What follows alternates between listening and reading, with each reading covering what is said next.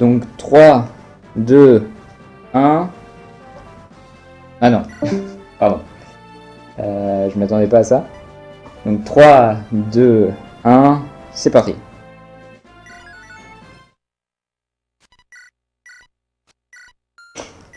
Donc déjà un merveilleux premier menu.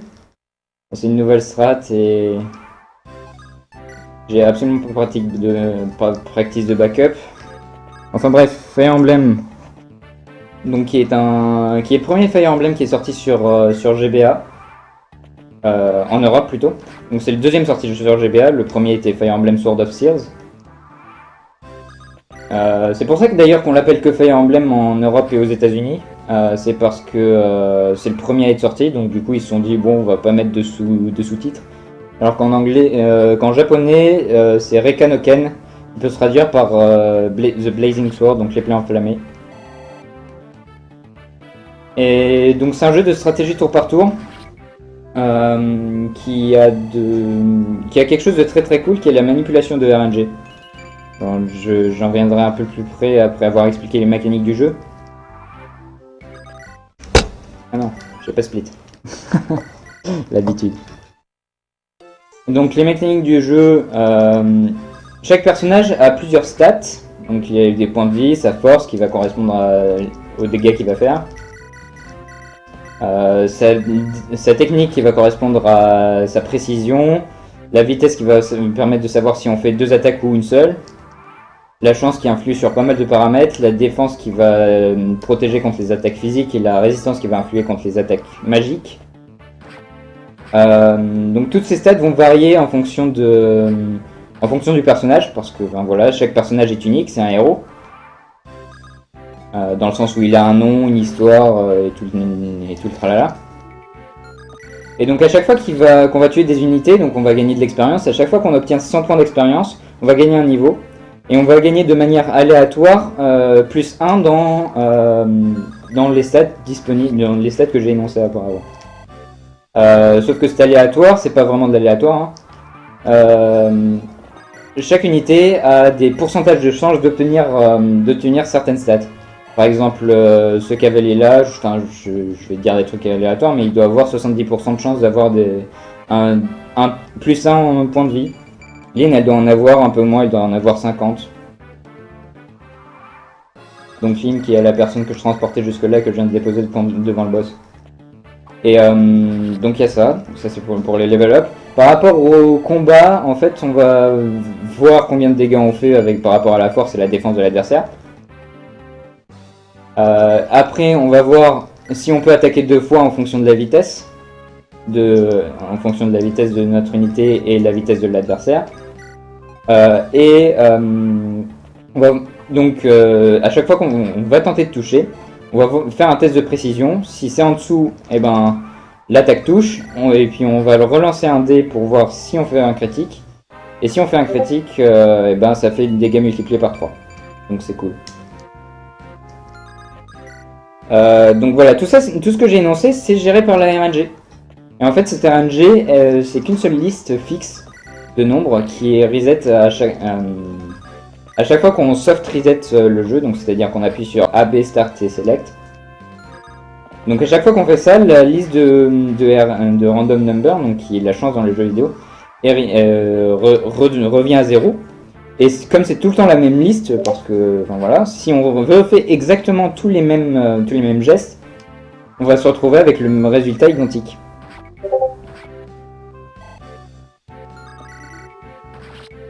Et donc du coup, par contre je vais couper Discord. Voilà, désolé si vous l'avez entendu. Mais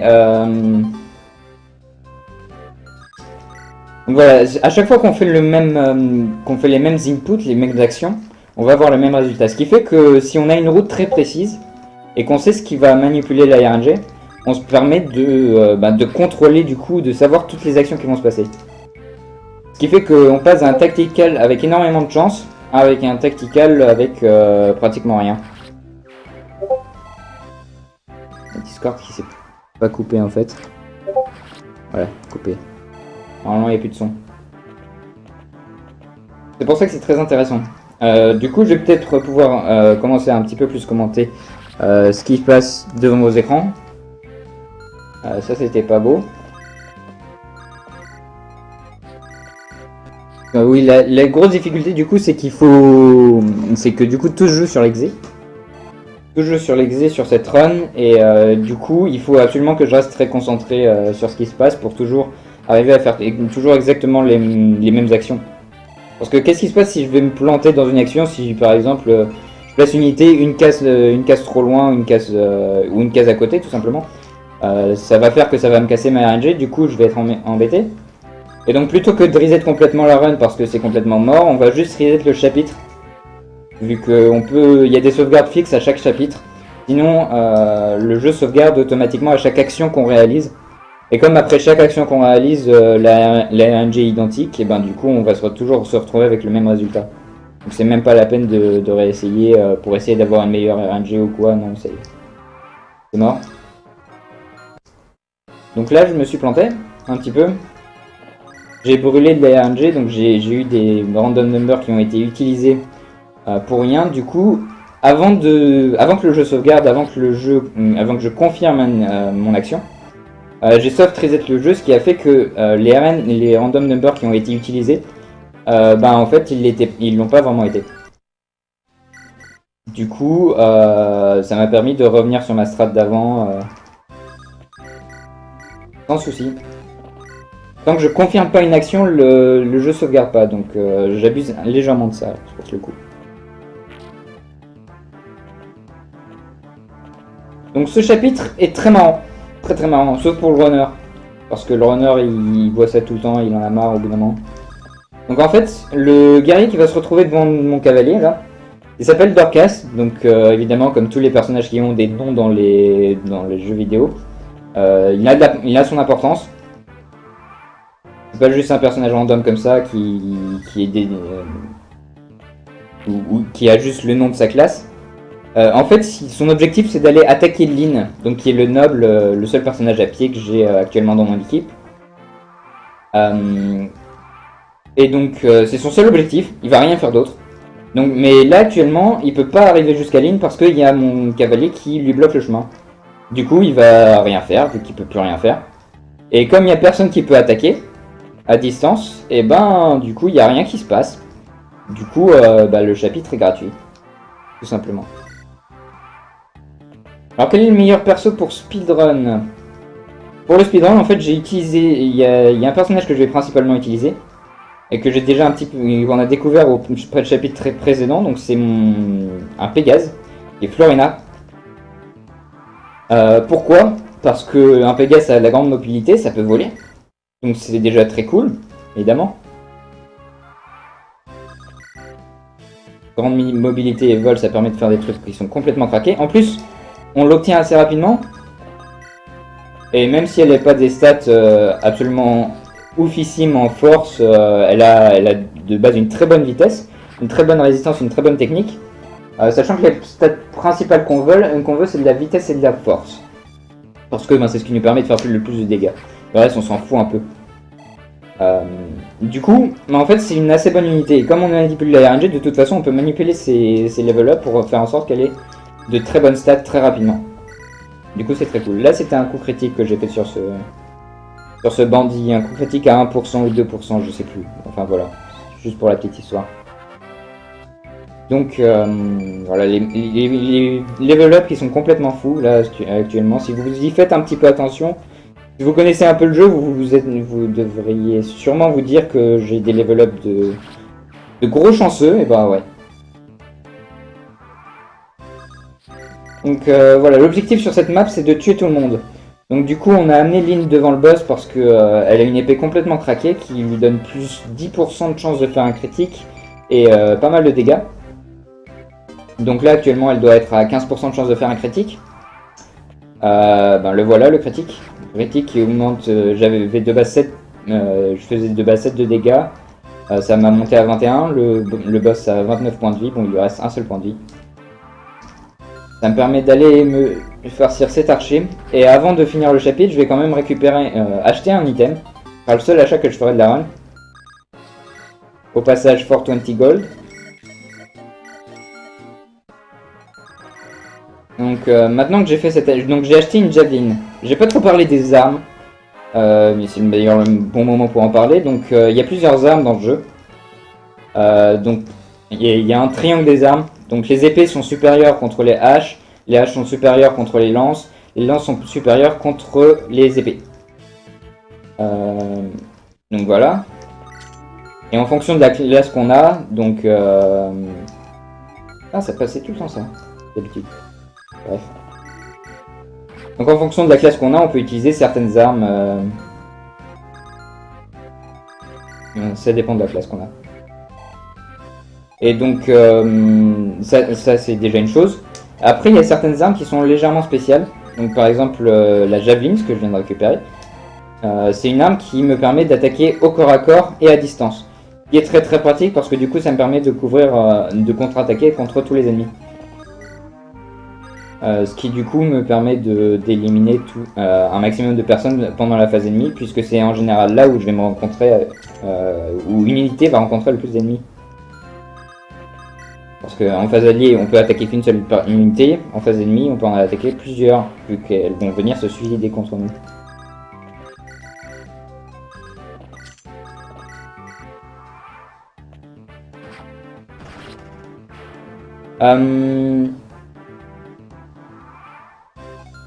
Alors, en fait, je connais mes mouvements par cœur, pour être plus précis sur comment je fais pour me souvenir de tout ça. Je connais mes mouvements par cœur. Je sais plus ou moins ce qui peut arriver dans les instants critiques, mais je connais pas par cœur tous mes level up. Je sais à quoi devraient ressembler certains level up, mais je les connais pas tous par cœur. C'est pas la peine de les apprendre par cœur, vu que de toute façon, si je fais les bons mouvements, normalement, j'ai aucun souci. Voilà, le chapitre est fini. L'objectif c'était d'activer les trois boutons répartis sur le stage. Bon, je l'ai fait, c'était pas bien compliqué. Donc là, sur cette map, l'objectif c'est juste de tuer le boss qui est dans son château en bas. Bon, le problème c'est qu'il est bloqué par des montagnes. Donc, qu'est-ce qu'on a dit? On a un Pégase. Et les Pégases ça vole. Donc ça peut voler au-dessus des montagnes. Bon, on va utiliser ça. C'est parti. Ah, et aussi un petit level up assez cool.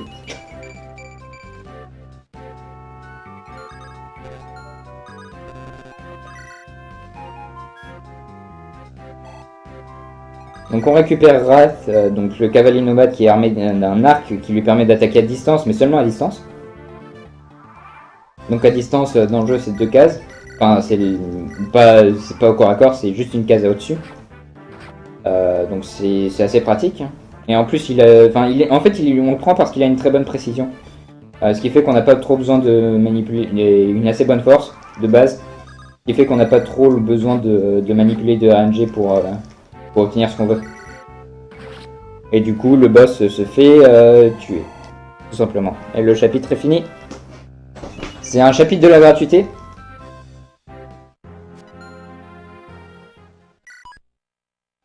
Donc chapitre 8. Le premier chapitre, on va vraiment utiliser la phase de préparation, dans laquelle on peut choisir les unités qu'on va avoir sur la map, parce qu'en général on a un nombre limité d'unités qu'on peut avoir sur la map. On peut changer les équipements, donner des items, changer les emplacements au début de la map. Donc c'est un truc qui est très très utile. Surtout quand les chapitres doivent durer 3 tours maximum. Avoir un placement optimal au début, ça permet de faire gagner un tour pratiquement, quoi. Contrairement à ce que j'avais jusque là, ça permet de me faire gagner un tour. Donc cette strat là est assez suicidaire, donc l'objectif là c'est de tuer tout le monde, donc c'est pour ça que j'ai amené mes unités au centre des ennemis, parce que ben, voilà, ça me permet de les attaquer tous en même temps pendant la phase ennemie. Et le truc c'est que en gros Florina là, avec ses pauvres 5 de défense, elle se fait toucher 2 fois, elle meurt. Ce qui est très tendu. Donc ne refaites pas ça chez vous, c'est une très mauvaise idée. C'est une strat de speedrunner très déconseillée.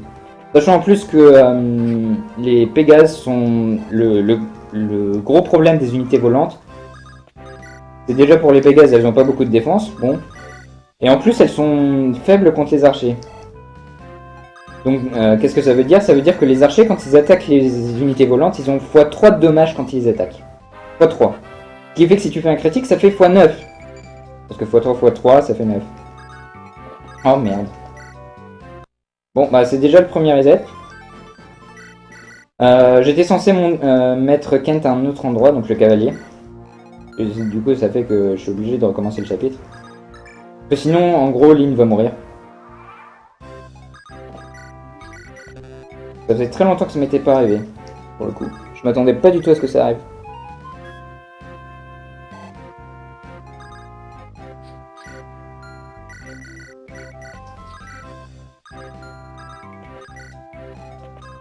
À peu près 3 minutes de perdu, je crois.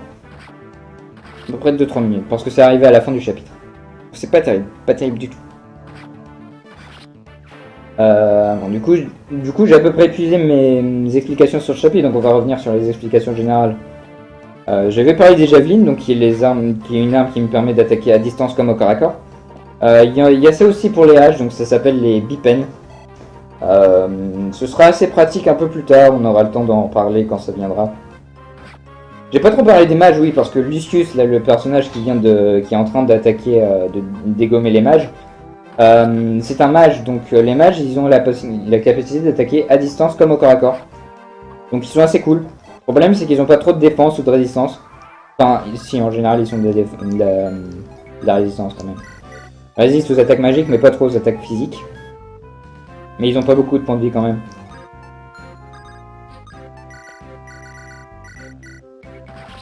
Voilà, on est revenu au point de départ, là où on était avant.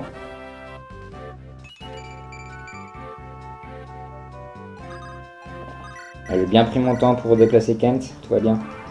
Là pour le coup, ce boss va nous parler 3 fois, et il va mourir très très vite. Parce que, donc j'ai parlé des armes efficaces, les arcs sont des armes efficaces contre les Pégases. Mais il y a certaines armes spéciales qui sont efficaces contre d'autres unités. Par exemple, l'arme qu'a Lynn actuellement, la Manikati. Donc l'arme pétée dont je vous parlais avant, qui a une grosse attaque, grosse précision et qui donne plus de 10% de critique. Donc une arme qui est complètement cassée. Elle est aussi efficace contre donc les cavaliers, les mecs à cheval, et les mecs en armure, le chevalier. Donc par exemple le boss. Donc en fait, elle vient juste de lui faire x3 dommages. Elle vient juste de lui exploser la figure. Tranquillement. Bon, par contre, le truc, c'est que Lynn est en mousse aussi, donc elle a très peu de défense. C'est ça que ça veut dire. Et donc, elle se faisait toucher 2 fois, elle serait morte. Elle s'est fait toucher qu'une seule fois. Bon, on a du bol. Enfin, pas vraiment, mais bon.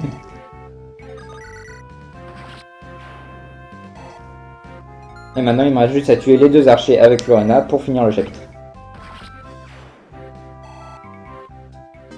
Par rapport aux catégories que je fais là actuellement, donc là je suis en train de faire le mode de Lynn, donc qui est une mode tutoriel, mais en hard. Donc ce qui fait que ça me permet de skip tous les tutos, mais de quand même avoir des unités qui sont un peu améliorées pour le mode d'après, donc je vais faire le mode Dailywood normal. Par contre ça c'était une erreur. Donc le mode Dailywood en normal. Pourquoi? Parce que c'est le plus rapide. C'est le plus facile et le plus rapide.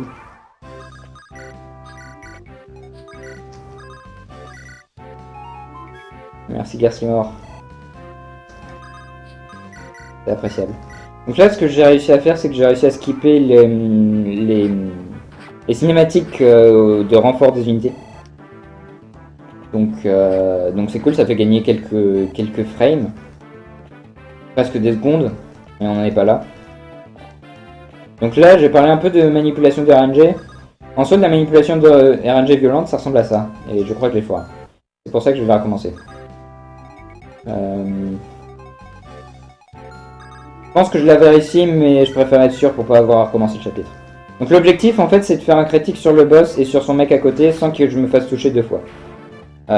C'est faisable en faisant ces mouvements précis que je viens de faire. Donc en fait, c'est ce qu'on appelle en anglais le pass-through trace. Donc ce qui se passe, c'est quand notre curseur, quand on le déplace, il va avoir un chemin qui va être parcouru. Et ce chemin, une fois parcouru, c'est le nombre de cases qu'une unité peut se déplacer. Par exemple, un Pégase, il peut se déplacer de 7 cases. Mais si ce chemin devient plus grand que si le tracé qu'on fait avec le curseur est plus grand que le tracé que peut faire l'unité, le jeu va se dire, attends, c'est pas possible, là, il va falloir que je rechange ce tracé. Mais comment est-ce que je vais pouvoir changer ce tracé? Il y a plein de possibilités. et ben du coup il va utiliser la RNG. Sauf que c'est la même RNG que celle pour les level up, pour les hits et compagnie. Du coup, ça me permet de... Des mouvements comme ça me permettent de manipuler la RNG.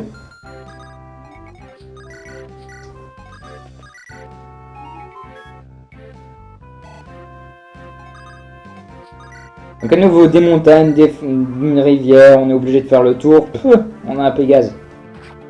On a un Pégase, on va amener toutes nos unités qu'il nous faut pour aller tuer le boss. Donc pas de soucis.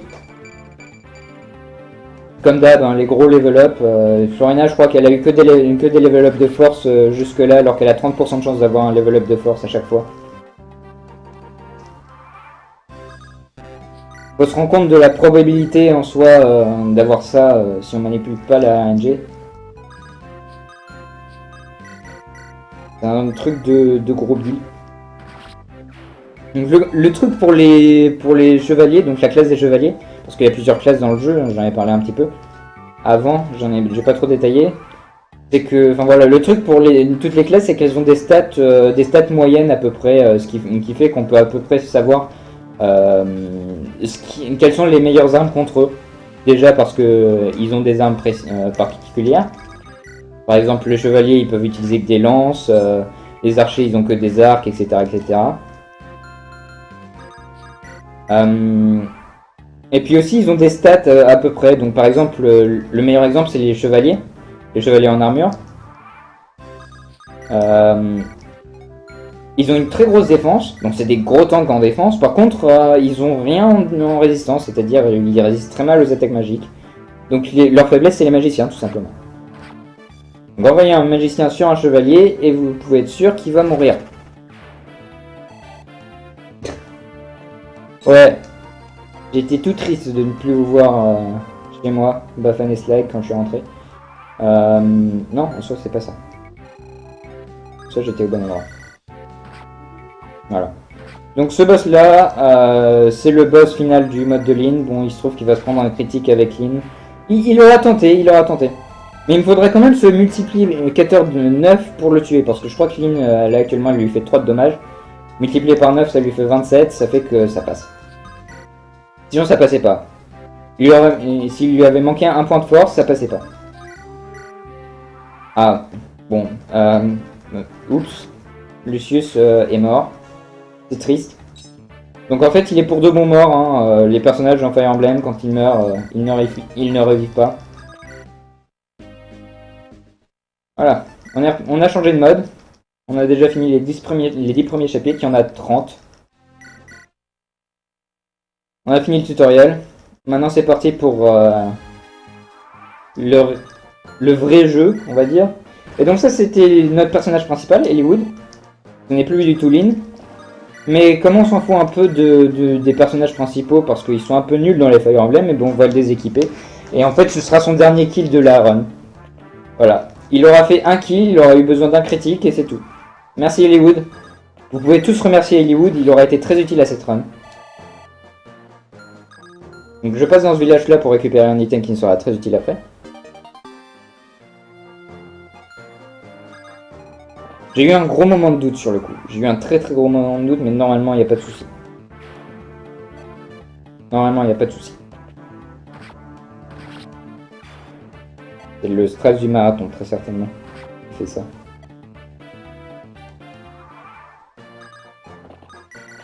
Et donc, donc l'unité qui a transporté Eliwood, jusque-là, qui c'est? Alors c'est un mec qui s'appelle Marcus. Sauf que Marcus, c'est une classe il a un sprite qui est différent de ce qu'on a l'habitude de voir jusque-là. Donc il est un peu bizarre. En fait, c'est pas le sprite d'un cavalier normal. C'est parce que c'est un cavalier promu. Donc à chaque fois, une fois qu'on obtient Enfin, il y a certains items dans le jeu qui nous permettent de monter de classe. C'est-à-dire qu'ils nous donnent de très gros boosts de classe, qui nous remettent au niveau 1. Et donc, ce qui sont très cool. Et donc en l'occurrence, Marcus est une unité qu'on appelle pré-promu, c'est-à-dire qui est déjà promu quand on la recrute. Ce qui fait que pour le début du jeu, il a des stats complètement craqués.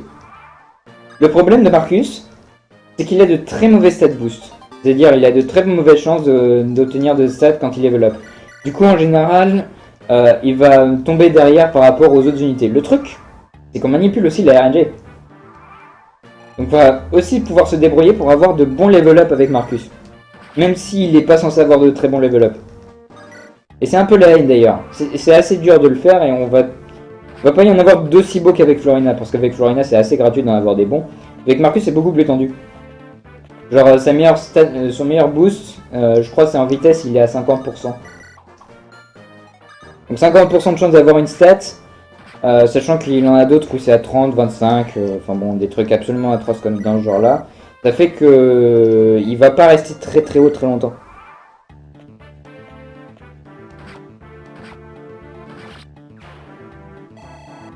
Donc sur ce chapitre, à nouveau, tuer tout le monde.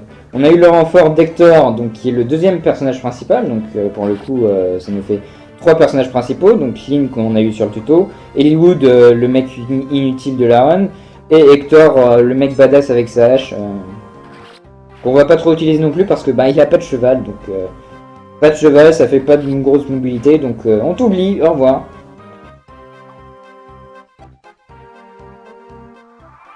Même si en soi c'est juste une des meilleures unités du jeu.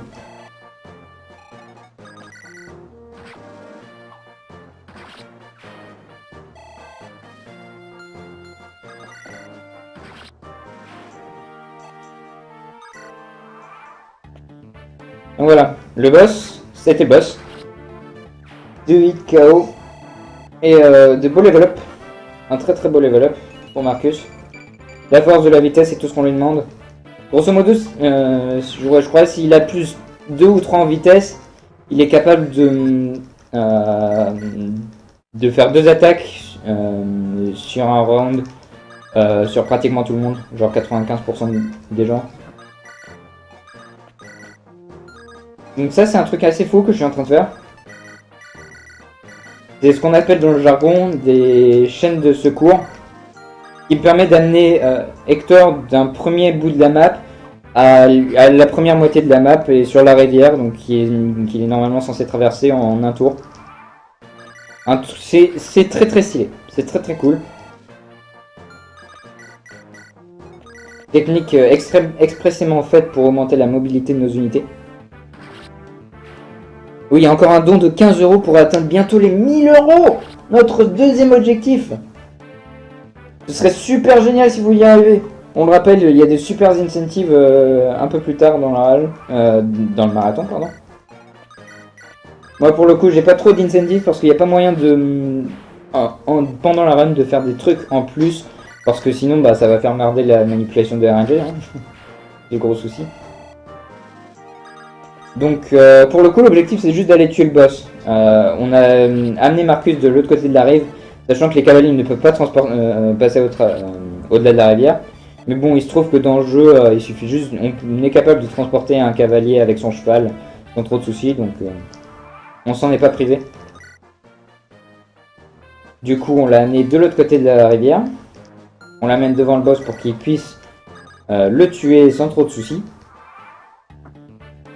Bon, on attend quand même un peu parce que on a besoin d'un bon level up, donc on va pas le tuer tout de suite quand même.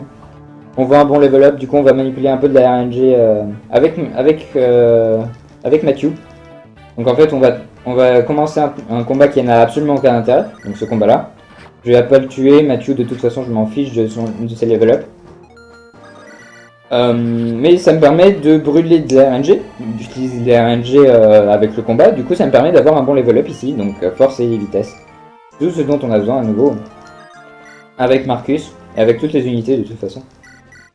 Donc voilà, c'est fait.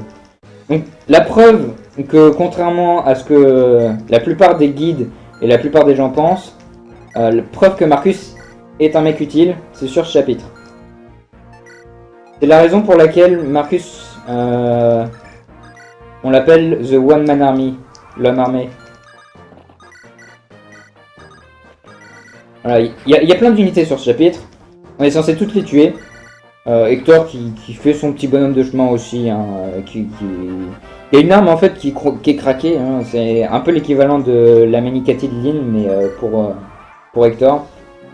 Il lui donne une très bonne vitesse, qui est efficace contre les cavaliers et les mecs en armure, et une assez bonne force, hein, mine de rien, et une bonne précision.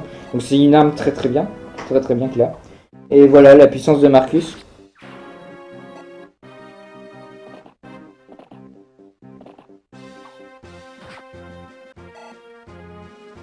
Après oui, pour nuancer un peu mes propos, Marcus est une unité qui a tendance à être derrière les autres unités, comme je l'ai dit avant. Mais d'un autre côté, il est très utile, vous pouvez le voir. Il est très puissant. D'un autre côté, il ne faut pas entraîner que lui, sinon vous allez vous retrouver coincé sur les derniers chapitres, à ne plus pouvoir rien faire. Donc c'est une unité qu'il faut utiliser si jamais vous voulez être dépanné, parce que de toute façon il ne va pas monter de stade, donc c'est pas la peine de lui donner des points d'expérience. Mais si vous voulez avoir beaucoup moins de soucis sur un chapitre, prenez-le.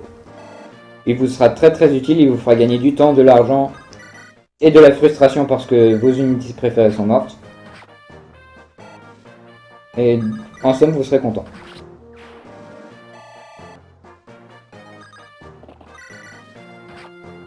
Donc, sur chapitre, j'ai failli faire une grosse erreur. Enfin, ça aurait été une erreur que j'aurais corrigée assez rapidement, de toute façon, ça m'aurait pas obligé à zéro le chapitre. Je suis obligé de brûler de la RNG avec Eliwood juste à la fin pour avoir un bon level up avec Marcus, c'est nouveau. Hein. La force et de la vitesse, comme d'hab, ça ne change pas. Et donc je brûle un petit peu de RNG avec ce Pass Retrace d'Eliwood. J'ai failli le faire avec l'autre cavalier parce que j'ai ma seule mémoire. La mémoire musculaire, comme on dit. Donc là pour le coup, sur cette fin de chapitre, j'ai plus besoin de manipuler les RNG. Donc plutôt que de faire les mouvements précis que je faisais jusque là pour éviter de brûler les RNG parce que le jeu doit faire des pass retrace justement, avec si on fait des mouvements peu précis, et ben pour le coup je m'en fiche, du coup je fais ce que je veux. Je fais ce que je veux avec mon curseur. Ça brûle de la RNG mais on s'en fiche.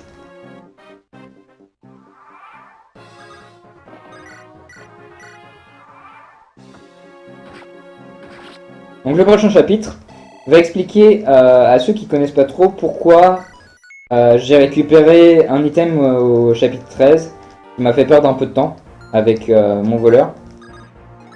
Donc c'était dans un village au milieu de la map. Ben c'est le premier glitch de la run. À partir de maintenant ça va être un peu glitch fest à partir de ce chapitre.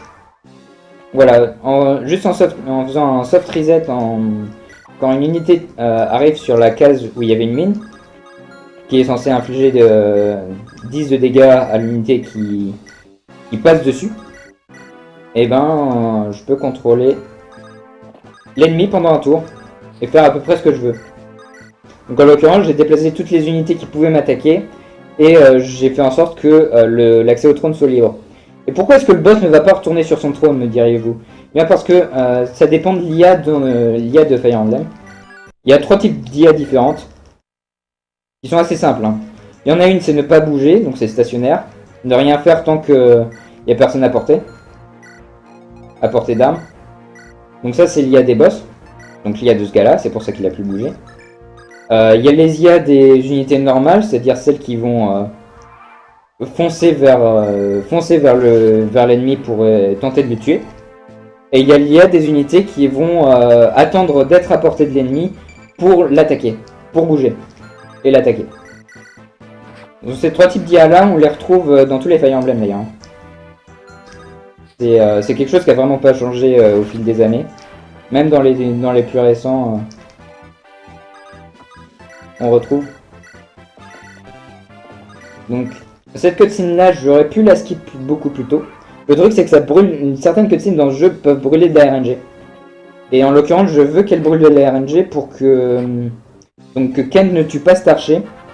Donc du coup qu'il laisse level up là, donc en force et en vitesse. Et aussi que du coup Florina, c'est la vraie finalité, et un bon level up juste là maintenant. Donc un bon level up pour Florina c'est de la force. Parce qu'en soi la vitesse avec Florina on sait très bien qu'elle va monter très rapidement à partir du moment où on laissera le jeu couler. Voilà, elle vient d'avoir autant de force que de vitesse. Ce qui est complètement aberrant pour Florina, pour un Pégase.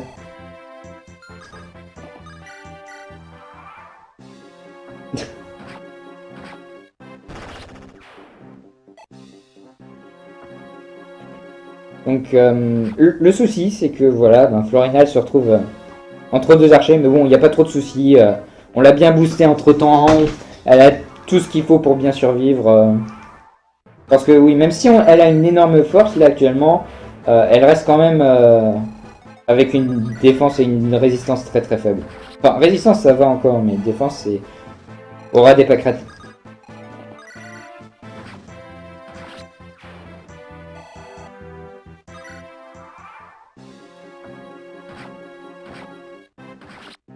Donc pour le coup, ce chapitre est l'un des chapitres les plus longs. Autant en termes de tours qu'en termes de temps de jeu. Parce qu'il n'y a vraiment pas moyen d'aller plus rapidement quoi. Enfin, le boss il est juste à l'autre bout de la map. C'est un château, on a des murs, on peut pas les traverser même avec une unité volante parce qu'on est à l'intérieur du château et donc on estime que les murs, ils vont jusqu'au plafond.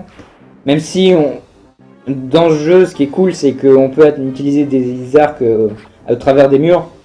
Ne me demandez pas comment ça fonctionne. C'est Fire Emblem. C'est normal.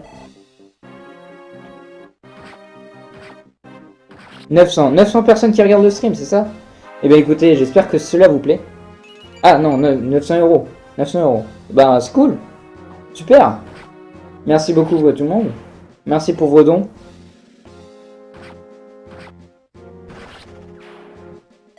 Je tire la flèche par-dessus le mur. Oui, mais il y a un plafond.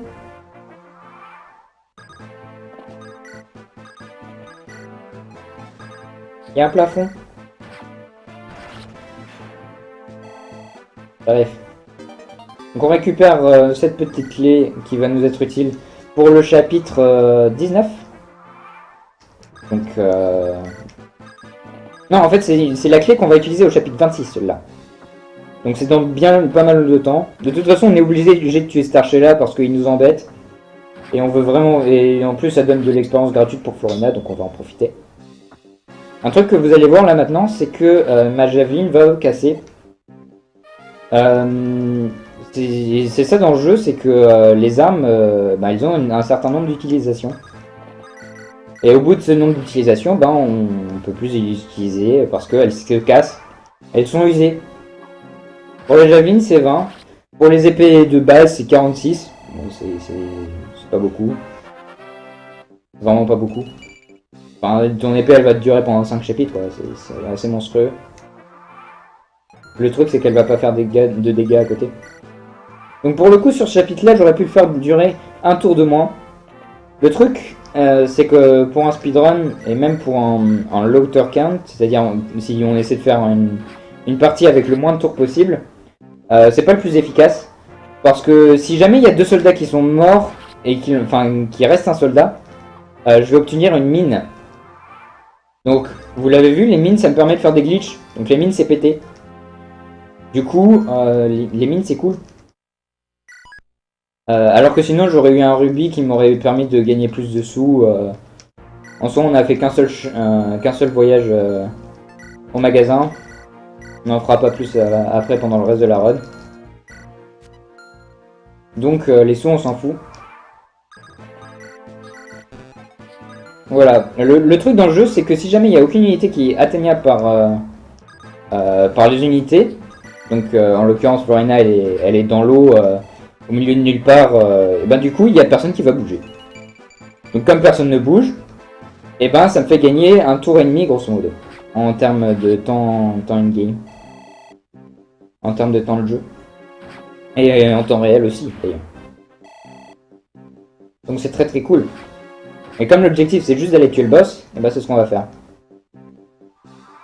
Preuve que maintenant Florina est prête à montrer qu'elle est très très forte et qu'elle a du talent. C'est ce boss. Coucou, je suis un boss.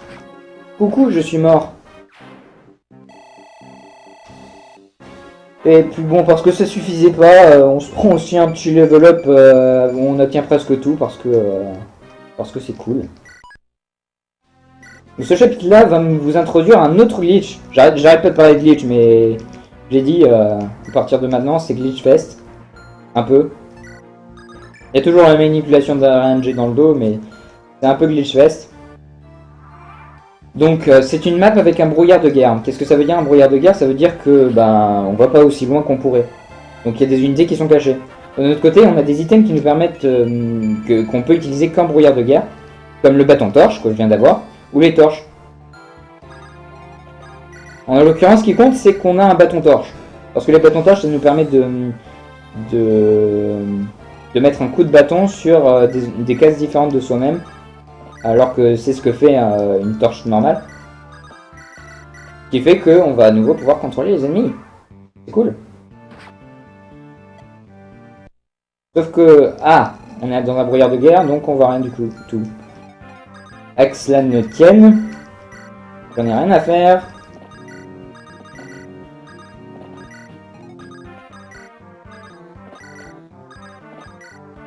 Je connais ce jeu. Donc voilà, l'objectif de cette map, c'est de tuer le boss. Du coup, on l'a ramené devant nous. Normalement, il nous drop un item. Donc c'est le dernier item de sa liste d'items disponibles.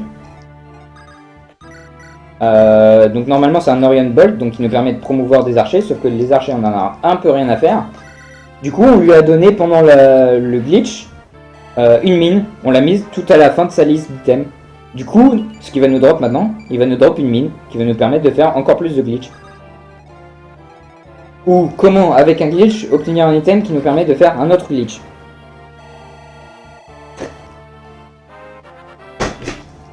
Le gros problème des mines, en fait, la raison pour laquelle j'en abuse pas trop, c'est que j'en ai qu'une par utiliser. Enfin, je peux en utiliser qu'une à chaque fois que j'en ai une. Sauf que c'est pas vrai avec le bâton torche. Le bâton torche, je peux l'utiliser 10 fois. Donc vous vous rendez compte de l'abus que ça peut créer. Bon, ce chapitre est très chiant parce que sur émulateur, il a une RNG complètement différente. Parce qu'il se passe des trucs sur émulateur qui n'est pas censé se passer sur le jeu réel. Donc il brûle encore plus de RNG que dans le jeu réel. Du coup, ce chapitre, plutôt que de le router avec un Lua script, donc comme les tasseurs, hein, parce que la RNG, je la connais pas vraiment par cœur, hein, j'ai un outil qui me permet de savoir là il va y avoir tel RNG, là il va y avoir tel RNG, etc. etc. J'utilise un script, sauf que ça je peux pas le faire sur console réelle. Et donc si l'émulateur est pas fiable, ben, du coup je suis obligé de faire ça à l'aveugle sur vraie console. Donc sans save state ni tout ni rien. À l'ancienne.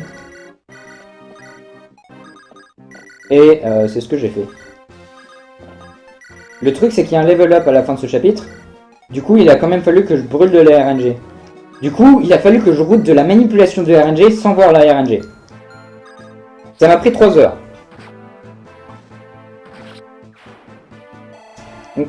Au fait ça c'était un mind glitch. Accessoire. Parce que le boss est juste complètement affreux. Il y a plein d'unités ennemies et que ça nous simplifie tout.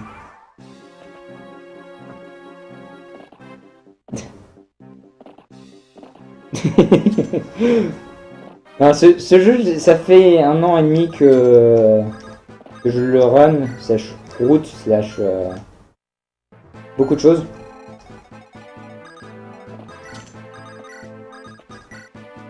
Vous savez aussi que les déplacements que je fais avec mon curseur, normalement c'est pas la vitesse réelle. Hein. Pour ceux qui connaissent un peu le jeu, normalement le curseur va beaucoup plus lentement. Mais si on appuie sur B avant de sélectionner une unité, on peut se déplacer le curseur très très vite. Ce qui fait qu'il y a beaucoup de timing à avoir par rapport à ces déplacements là. Pour arriver sur la case qu'on veut exactement. Ce qui fait que les déplacements sont aussi très très tendus. Ah merde. Il me semblait bien que j'en ai fait trop. Voilà. Ça c'est fait. Donc là je crois que j'ai brûlé 9 random number ou quelque chose comme ça. C'est pas tant que ça, mais c'est la seule manière efficace de vraiment brûler. Et du coup ça me permet d'avoir le level up que je veux avec Florina. C'est-à-dire de la force et de la défense et de la vitesse à nouveau. Et au passage j'ai chopé un bouquin qui est super utile pour la fin du jeu.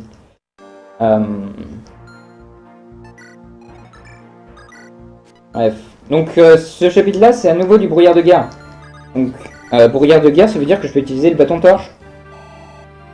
Du coup vous savez déjà tout ce que ça veut dire. N'est-ce pas? On va encore faire un glitch. Donc pour rappel, ça fait 3 chapitres que je suis en train de glitcher le jeu. 3 chapitres de suite. On va faire comme ça. J'ai hésité sur ma façon de déplacer Serra ici, légèrement. En fait, c'était sur Mathieu que j'avais qu'une seule option. Bon, à nouveau un glitch.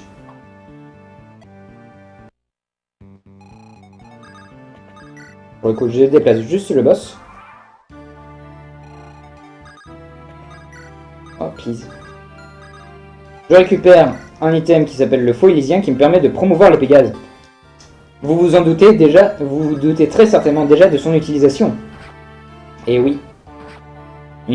Quelque chose qui nous permet de promouvoir les Pégases alors qu'on a un Pégase qui est très très fort. Qu'est-ce qu'on va faire? Bon, on va l'utiliser un peu plus tard. Et sur un peu plus tard, c'est pas ce chapitre là parce qu'on n'a pas le temps, mais le chapitre prochain. En attendant, si vous regardez un peu le chat, il y a Garcimore qui s'y connaît par cœur avec le lore et qui adore ce jeu autant que moi. Donc si vous voulez en apprendre plus sur le lore, parce que moi j'ai pas le temps d'en parler là, regardez le chat. Comme ça vous avez nos deux explications en même temps. Pour le coup sur le chapitre on récupère un deuxième paladin pré-promu. Et pour le coup ce paladin pré-promu il est vraiment pourri. Pour le coup, il a à peu près les mêmes stats que... je crois même il a des stats inférieures à Marcus. Et on est 11 chapitres après que Marcus soit arrivé, donc très clairement, on va un peu l'oublier. Si vous n'étiez toujours pas convaincu de la puissance de Florina, ce chapitre est là pour vous. Ce chapitre est là pour vous. Puisque elle va à peu près faire tout le boulot. Bon, un peu Isadora, mais... ça c'est un détail. Non, en gros ça va être Florina qui va faire tout le job. Le truc aussi c'est que sur cette map, donc il y a une unité qu'on peut recruter. Il y en avait déjà pas mal d'unités qu'on pouvait recruter jusque là, mais j'ai pas le temps d'en parler, découvrez le jeu par vous-même. La plupart des unités que je quitte d'ailleurs sont cool. Mais bon, celui-là en fait il a son importance parce qu'il a dans son inventaire une mine. Ah oui, ah tiens, les mines. C'est cool. C'est vrai, ça nous permet de faire un glitch. Bon, on va le recruter. Et pour le recruter, on peut lui parler avec soit Lynn, qui nous a rejoint il y a pas mal plus tôt, au chapitre 16, mais on n'a pas eu trop le temps d'en parler. Et c'est quelque chose que très peu de gens connaissent, on peut le recruter avec Ninian, qui est la danseuse. Et ça, c'est quelque chose qui est dans le TAS, que très peu de gens connaissent, étonnamment. Et donc voilà, je viens de le faire.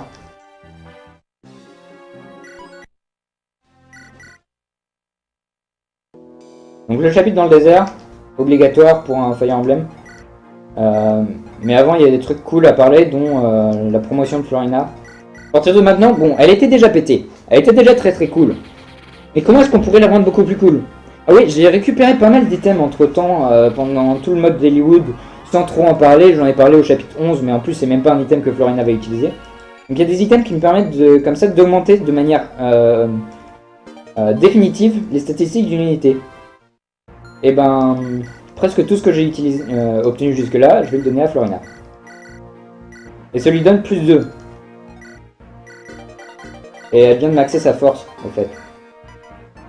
Donc voilà, un Pégase qui vient de maxer sa force dès qu'elle est promue.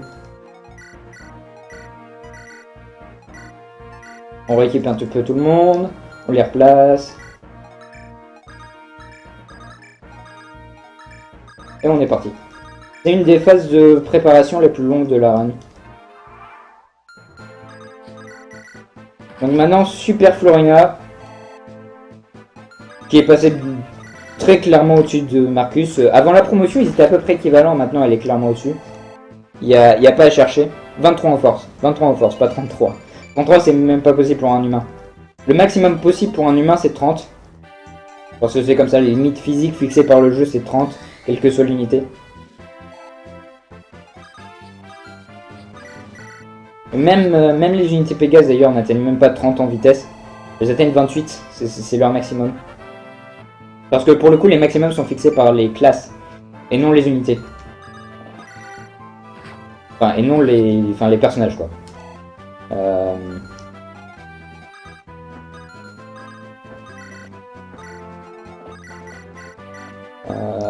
Ah!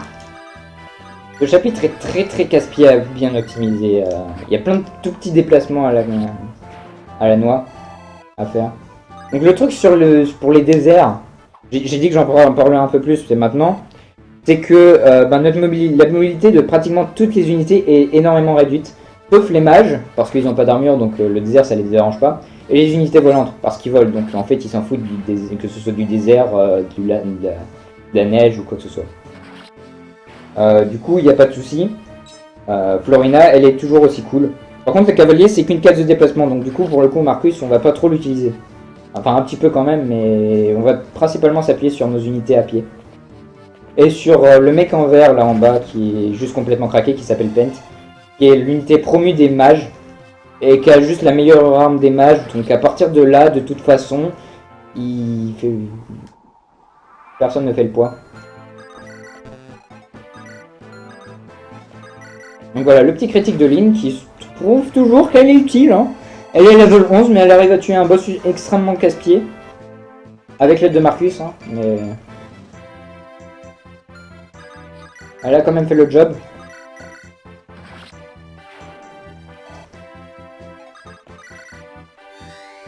Oui, c'est Fire Emblem 7. On l'appelle juste Fire Emblem parce que c'est le premier à être sorti aux États-Unis et en Europe.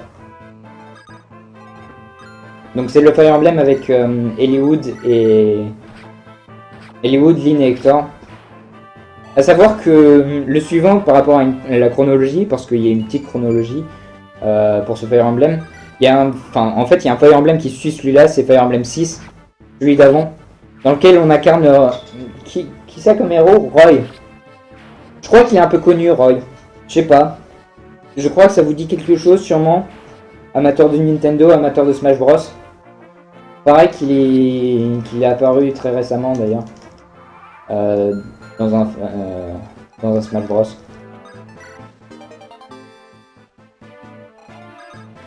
Donc voilà, Eliwood est en fait le père de Roy. Donc voilà, le chapitre est fini. Le chapitre est fini. Au passage, il y a pas mal d'objets cachés sur cette map à récupérer. Des objets qui sont très cool en général.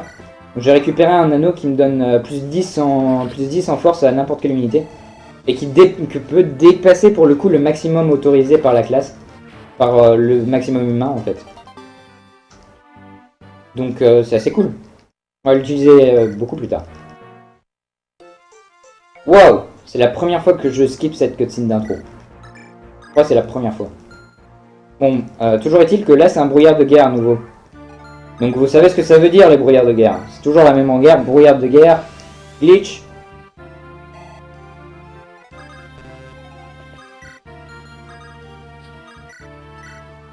Pour le coup l'objectif c'est juste d'aller tuer le boss. On va faire en sorte de lui faire ramener sa fraise, de lui faire récupérer une autre unité, parce que le fait de récupérer des unités ça diminue un petit peu certaines de nos stats, notamment la précision et la vitesse, qui fait que Florina peut le 2-hit KO, et voilà. En 2 hits il est mort, en 2 hits le chapitre est fini.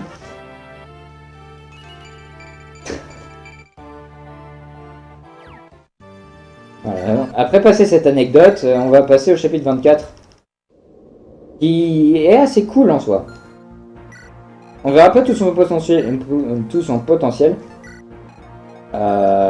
parce que en fait il y a une arme encore plus cheatée que tout ce dont j'ai parlé jusque là, qui en fait a été cheatée par les devs.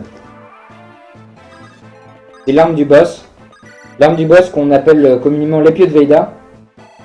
Parce qu'en fait sur cette map là, donc le boss a des stats vraiment boostés, sous prétexte scénaristique de notre ennemi, les grands mages démoniaques ont boosté nos alliés pour qu'elles soient super puissantes.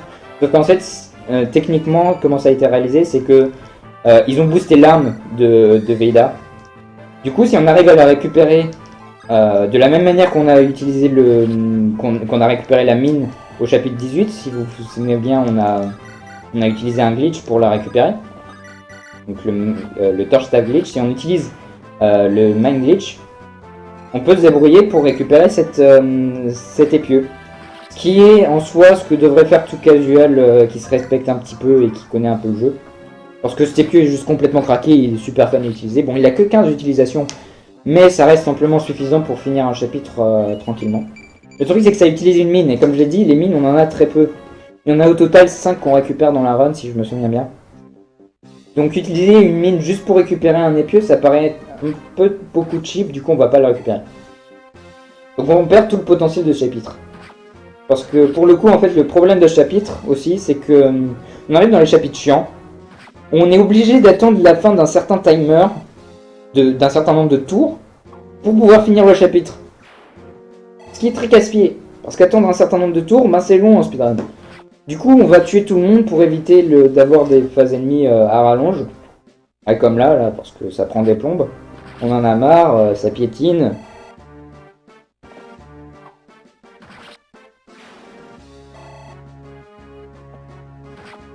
Donc on tue tout le monde et on va aussi éviter d'avoir les renforts qui vont popper. Parce qu'on sait où ils vont arriver et donc il n'y a pas trop de soucis.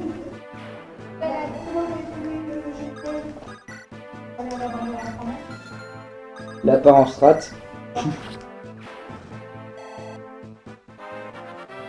Ah non c'est bon, normalement le son est pas pick-up par OBS. Bon boulot OBS.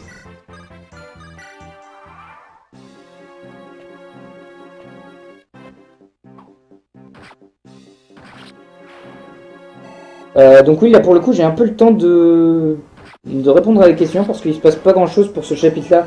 Pour le chapitre d'après aussi. Le chapitre d'après est un peu long. Enfin en tout cas surtout pour moi parce que j'ai pas grand chose à faire.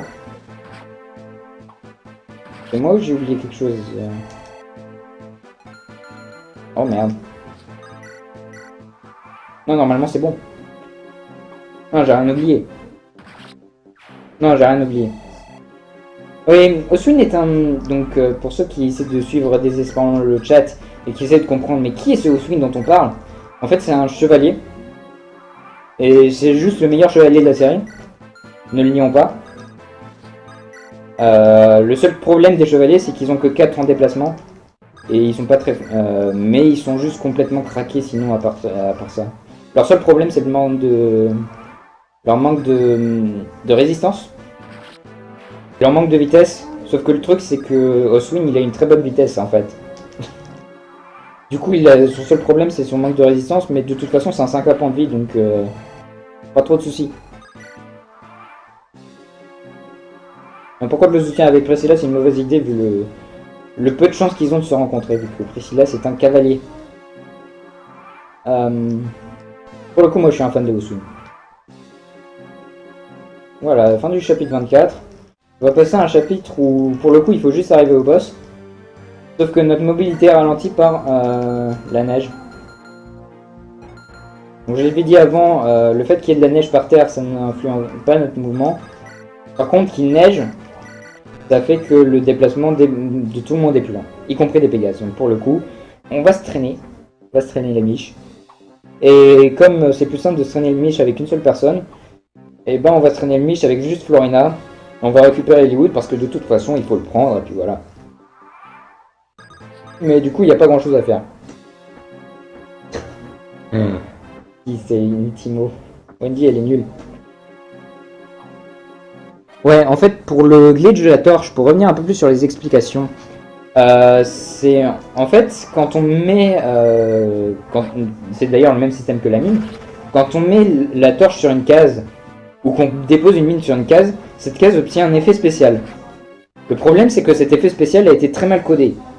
C'est-à-dire que si jamais on reset au moment où une unité touche cette case spéciale, et que son tour n'est toujours pas fini, ça fait que si on soft reset à ce moment-là, on va prendre le contrôle de l'ennemi. Donc c'est des glitches qui nous permettent de prendre le contrôle, tout simplement. Il y a encore un autre type de case qui a cet effet de case spécial là et qui apparaît sur un seul chapitre. Pour le coup. Donc voilà. J'aurai le temps d'en parler quand ça arrivera. Enfin, en fait, pratiquement pas, mais j'aurai le temps d'en parler rapidement.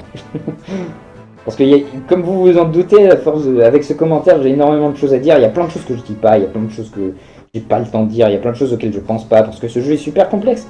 Ce jeu est super intéressant. J'ai même pas parlé de l'histoire, oh mon dieu, l'histoire. Oh là là. Oh là là là là. L'histoire, les personnages. D'habitude, c'est. D'habitude, c'est Garcimore qui est là à côté de moi pour en parler, mais bon, pour le coup.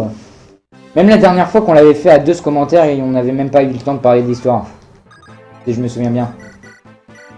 Enfin voilà, là on arrive à la fin du chapitre pratiquement, on a regagné toute notre mobilité, de toute façon on est à l'intérieur, donc à l'intérieur il neige pas, donc on gagne toute notre mobilité, hein, tout est c'est normal. Le glitch de la mine, enfin voilà, je l'ai expliqué, c'est le fait de poser une mine par terre, si jamais une unité arrive sur la case de la mine, se prend les dégâts de la mine parce que quand une unité passe sur une mine, ça explose. Si on reset pendant cette fenêtre là, on peut prendre le contrôle. Pour le coup, la seule différence c'est la fenêtre pendant laquelle on peut le faire, vu que pour la mine il y a toute une animation. Donc il y a l'animation plus le moment où l'unité va confirmer qu'elle fera rien. Donc ça fait une grosse fenêtre de bien 5 secondes pour soft reset, donc vous avez vraiment le temps de le faire. Le glitch de la mine, on a juste 1 seconde et demie, je crois, ou 2 secondes. Ça reste très facilement faisable, mais c'est légèrement plus tendu que le glitch de la mine. Enfin, pour le coup, ce chapitre-là a été fait en glitchless, de manière totalement legit, et on vient de tuer Raffarin.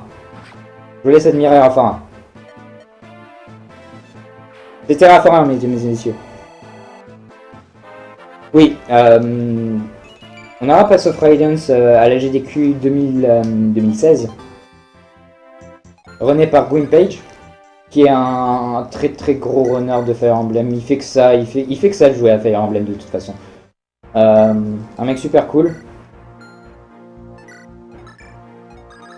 Et donc moi et Garcimore pour le coup on commentera la run. Donc là aussi à ce chapitre là on a du brouillard de guerre. Donc c'est même pas la peine que je vous explique ce que ça va faire. Vous avez déjà compris. Bon, pour ceux qui viennent d'arriver, je vais quand même le dire. On va utiliser un glitch qui s'appelle le Torch Staff Glitch. J'ai foiré en plus. Bravo. Prends le temps de le faire, je le foire.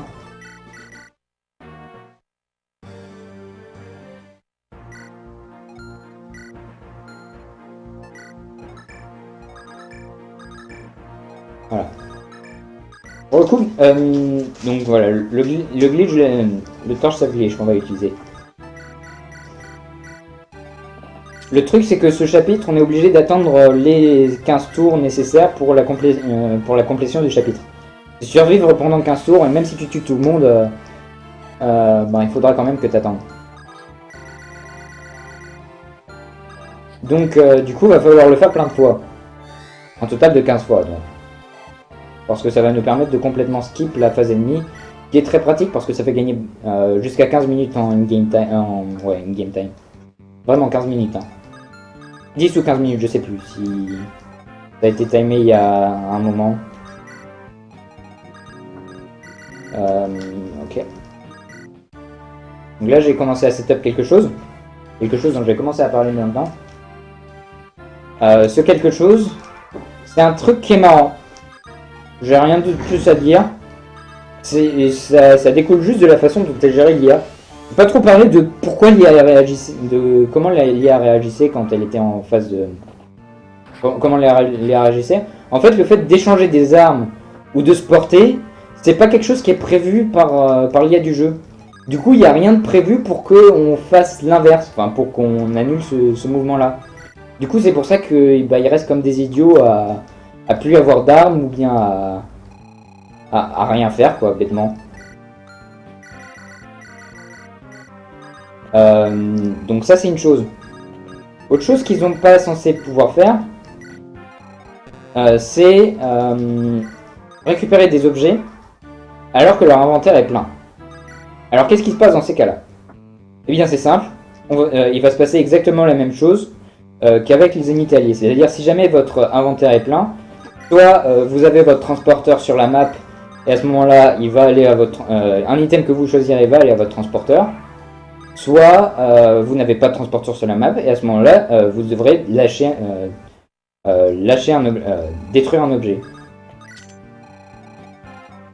Sauf que bah, j'aimerais bien prendre un transporteur, parce que je suis un mec malin. Et du coup, bah, les objets que les voleurs vont récupérer dans les coffres, eh ben ils sont pour moi. Voilà, là il récupère les bottes, il me donne plus en mouvement. Et il a envoyé un Merinus, donc mon transporteur, que j'ai eu depuis le chapitre 16 et que je déploie que sur ce chapitre-là, et que je ne déploierai pas sur d'autres chapitres. Voilà.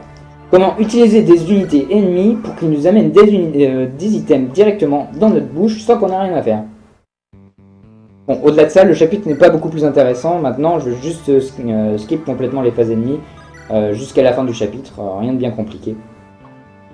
Parce que, oui, contrairement à la mine qui voit son qui disparaît complètement une fois que quelqu'un a marché dessus, le truc c'est qu'avec le bâton torche, bah, la torche elle va rester jusqu'à ce que son effet soit dissipé.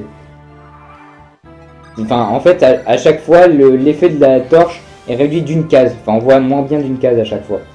Parce que bah, la torche se consume un peu. Mais elle est toujours là. Du coup, ça dure assez longtemps et du coup, on n'a pas obligé de nous spammer à tous les tours. On a juste à l'utiliser 2 fois sur le chapitre parce que ça se consume au bout du 8 tours. En l'occurrence. Et donc voilà, maintenant le chapitre est fini. D'un autre côté, si jamais je me plante sur la manip, je dois recommencer complètement le chapitre à 0. Et ça fait énormément de pertes en termes de temps.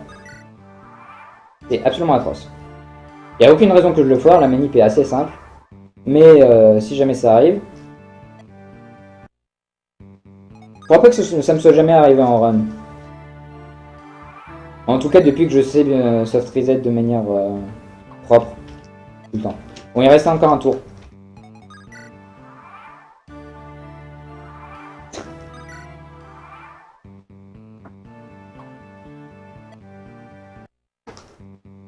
Désolé si vous aimez pas mon micro, mais je fais avec ce que j'ai. Oui, je prends note, je prends note. Enfin voilà. Le chapitre 26 est fini. C'est la fin de la torture, me direz-vous? Eh ben non, parce qu'il y a encore des chapitres super longs à venir. Et donc ce chapitre-là est potentiellement le marathon de killer dont je parlais un peu au début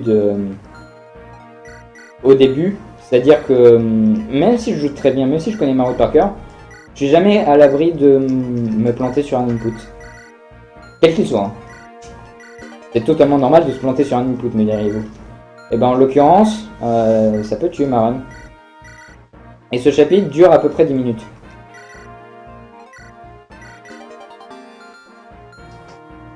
Du coup, si je me plante un petit peu, c'est la mort. Du coup, je serais très très triste. Très très très triste. Pourquoi me direz-vous, ce chapitre pourrait-il prendre autant de temps? Mais je suis un speedrun, voyons. Il faudrait que j'aille vite. Le truc c'est que oui, je vais très vite.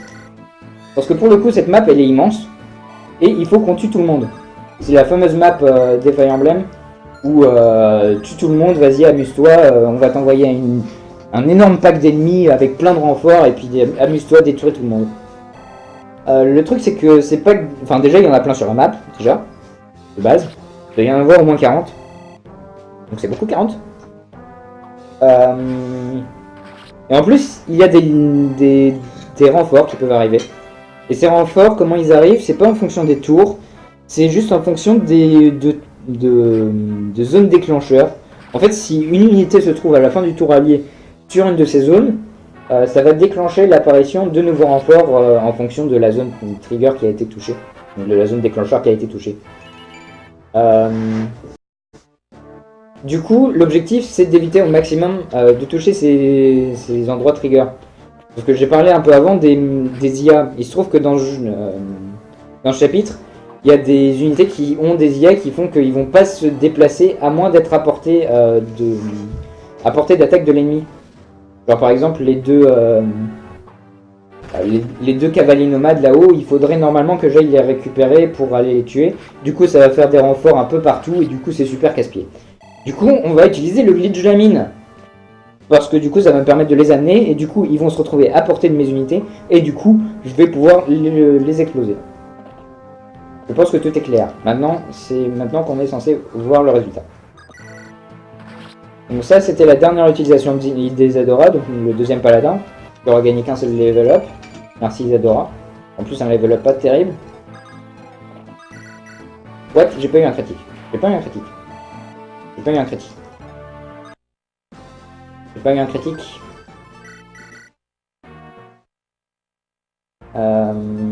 C'est très embêtant. Pas de critique, ça veut dire que... Soit je me suis bien planté. Sur un autre chapitre que j'ai pas remarqué. What?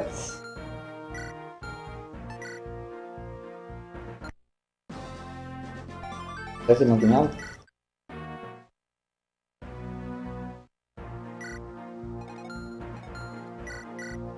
À tous les coups, j'ai eu mon critique, mais je l'ai pas vu.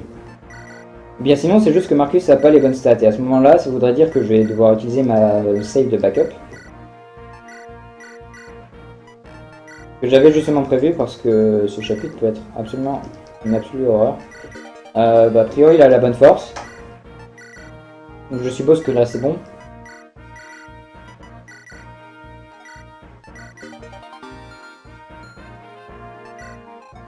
Ça m'embêterait très très fortement. Si ça se trouve, c'est juste sur le chapitre que je me suis planté. Hein. Ça pourrait arriver. Si ça se trouve, c'est aussi moi qui me suis planté et qui croyais avoir entendu un critique alors qu'il n'y avait pas de critique. Hop.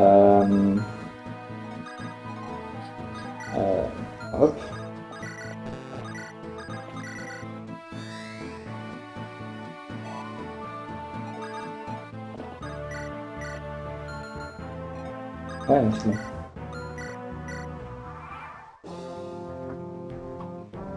Même, donc, il y a des discussions dans le chat actuellement pour un personnage qui s'appelle Nino. Donc, Nino, c'est un mage qu'on recrute au chapitre 26, qui est level 1, si mes souvenirs sont bons, donc level 1 de sa première classe. C'est-à-dire, elle a rien du tout. D'un autre côté, il y a un item un peu plus tôt qu'on récupère qui s'appelle l'OAFA qui nous permet de booster les possibilités d'augmentation de stats d'une unité. Donc, c'est très très intéressant de l'utiliser pour cette unité-là parce que du coup, elle va se retrouver avec de très très bonnes stats. Du coup. Sachant qu'en plus, ce chapitre-là, comme il y a plein d'unités, ça lui permet de monter très rapidement les niveaux si on se top ça de manière assez normale. Assez propre. Il me semble que c'est le bon level up jusque-là. Je fais un peu attention à ce qui se passe pour une fois. Le truc, c'est que Pent est aussi bon que Nino. Voire mieux, parce qu'il n'y a même pas besoin de la setup. Du coup, Pent, voilà. Et utilisez Pent et pas Nino. J'ai envie de dire, si vous avez pas envie de vous casser la tête. Après, c'est sûr que c'est cool parce que le personnage est super cute, super sympa. Une gentille petite fille. Il va tomber enceinte assez rapidement. Bon. Ça, c'est Fire Emblem. Plein de choses comme ça qui peuvent arriver dans les Fire Emblem. Bon. Alors, est-ce que je vais... Normalement, c'est Strength and Blood, oui.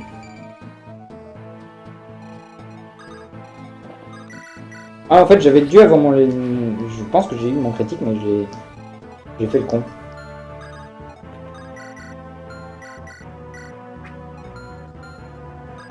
J'ai fait le con, j'ai pas trop.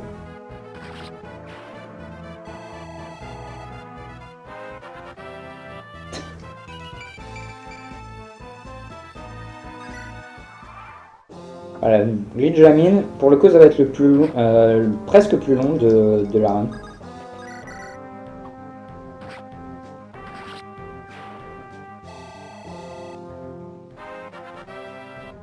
Pourquoi? Parce qu'il y a plein de choses à faire, simplement. Donc le truc c'est que je suis très très attentif à mes déplacements. Parce que du coup pour le coup, jusque là je pouvais... Enfin, dans les situations normales, je peux soft reset pour réobtenir la bonne RNG avant le... Enfin, sans que le jeu ait sauvegardé. Pour le coup je peux pas le faire parce que sinon ça annule le glitch. Du coup j'ai vraiment pas le droit à l'erreur d'input. C'est pas la bonne direction, bravo.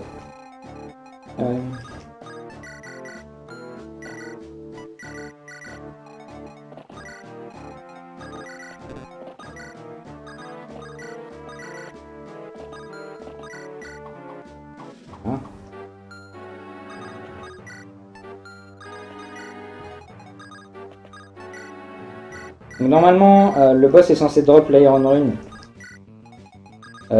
Sauf que du coup, je lui ai donné une mine. C'est quand même beaucoup plus sympa de drop une mine que une rune, non?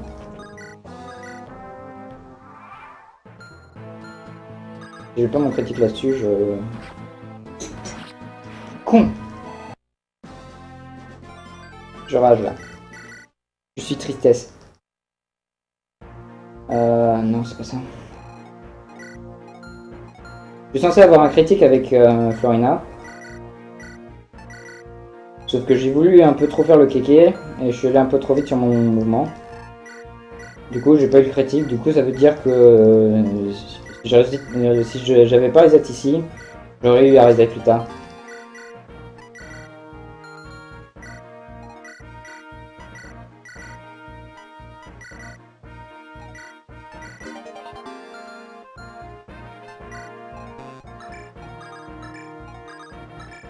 Là, pour le coup, c'est que de ma faute.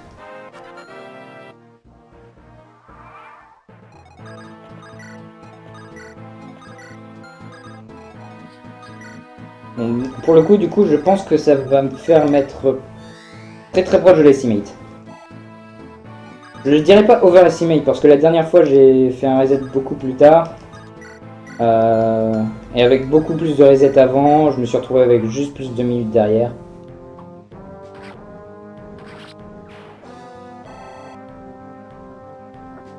Overestimate de pas beaucoup. Hein.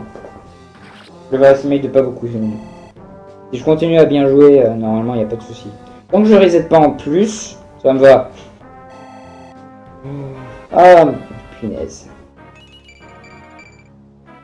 Bon, une des raisons pour laquelle je déteste ce chapitre, c'est qu'il est super long et tu te plantes, et ben tu peux aller pleurer. En soit, techniquement, c'est même le troisième reset de chapitre. J'ai eu un premier reset qui m'a fait perdre 2 minutes, ou peut-être un peu moins, je sais pas, à peu près 2 minutes. Celui-là, il a dû m'en faire perdre 5. Donc par rapport à un 26, un 27, je suis encore, enfin je suis 7 minutes derrière quoi.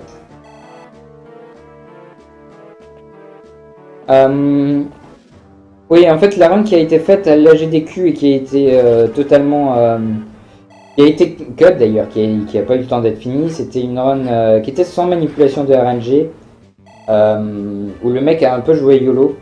C'est pour ça qu'il n'a pas eu le temps de finir, c'était absolument triste. Alors qu'en même temps, à côté, on savait qu'il y avait la manipulation de RNG possible. C'est juste qu'il l'avait pas routé parce que ça prend un temps fou de router la manipulation de... Ça prend un temps fou de router un Fire Emblem sur GBA maintenant. Parce que à chaque fois que tu fais quelque chose sur un chapitre, ça peut en influencer un autre. Par exemple, sur le chapitre 11, j'ai une strat qui fait que ça... Enfin, il y a une strat légèrement plus rapide, qui fait gagner 5 secondes sur le chapitre 11, et qui fait que la strat qu'on fait sur le chapitre 27, donc ce chapitre-là, ne marche plus. Exemple comme ça.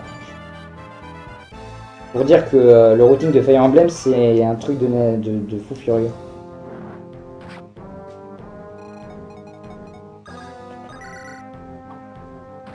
Ouais.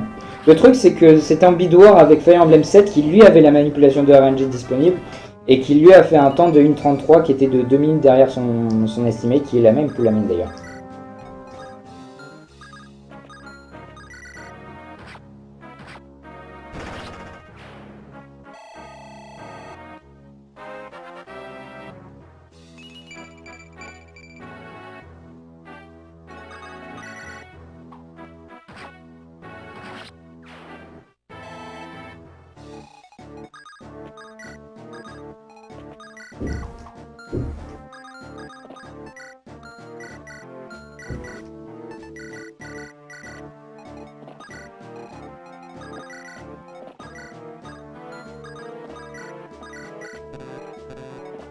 Ah, punaise.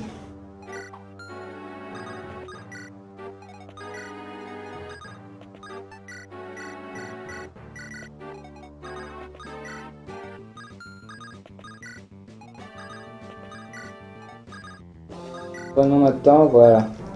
Normalement, plus de soucis. Normalement, je me fais un critique au deuxième hit, voilà. Ça, c'est un critique. Ça, c'est ce qu'on veut.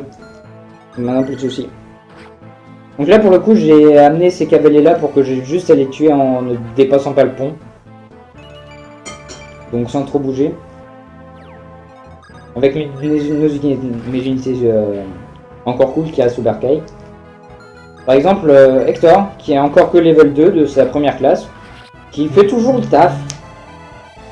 Qui chope au passage à un bon level up. Preuve que Hector est cool.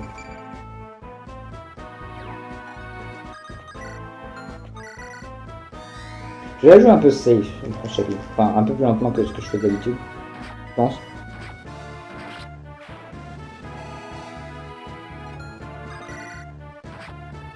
Normalement, il n'y a plus d'autres points critiques, vraiment. Normalement, ça devrait aller. Il y a juste un dernier menu. Mais de toute façon, je le fais tout le temps lentement. Parce qu'à chaque fois, j'ai la flip de le planter. Parce que je sais que je le plante, des fois, si je vais trop vite. Mais pour le coup, c'est l'avant-dernière grosse phase ennemie. Juste voir où en est le timer. Et du coup, c'est... On va voir son importance. Une 20. Ça devrait toujours le faire. Ça devrait toujours le faire. En tout cas, on va être très proche de l'estimate. Si on est en dessous, bah, je suis désolé. Si on est en dessous, je suis désolé. De toute façon, on a commencé un petit peu plus tôt parce que voilà, j'ai prévenu qu'il y avait peut-être des chances que je passe over estimate. Si jamais je fais des conneries sur le chapitre qui dure 10 minutes, donc ce chapitre-là. Il se trouve que j'en ai fait. Punaise. Le pari est... Le pari est totalement faisable. J'essaie de parier sur l'underestimate ou le close to estimate parce que je suis un mec optimiste, mais... Et que surtout, j'ai pas mon timer à côté, parce que si j'avais mon timer à côté, je serais sûr.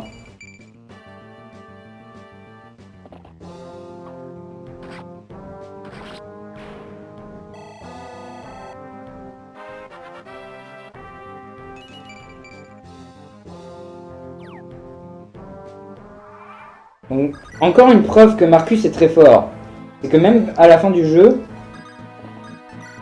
il montre toujours qu'il est utile. En allant tuer tout le monde. Tous ceux qui sont devant le boss. Tous pâtés de monde. Il y va tout seul, comme un grand. Voilà, Marcus the One Man Army.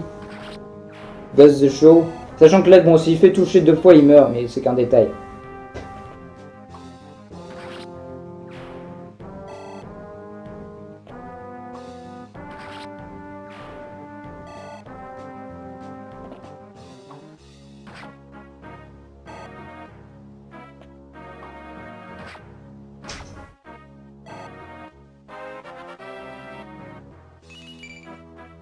Donc après ce chapitre-là, il reste le chapitre 28, le 29, 30 et 31. Sachant que sur tous les chapitres, à part le dernier, on va utiliser les glitches. J'ai envie de vous dire. Juste. Comme ça. Voilà. Donc si vous vous intéressez aux autres speedruns de Fire Emblem, parce que du coup j'ai le temps d'en parler, il n'y a plus grand chose à raconter sur Fire Emblem en lui-même, à part si vous avez des questions en particulier. Fire Emblem 6 est glitchless. Vu que la mine est unique à Fire Emblem 7 et que l'effet de bâton torche est identique à celui d'une torche, donc du coup il est glitchless. Et la run est encore plus folle d'un point de vue de manipulation de RNG que les Fire Emblem 7. Alors Fire Emblem 7 c'est rien du tout en termes de manipulation de RNG si vous comparez à Fire Emblem 6.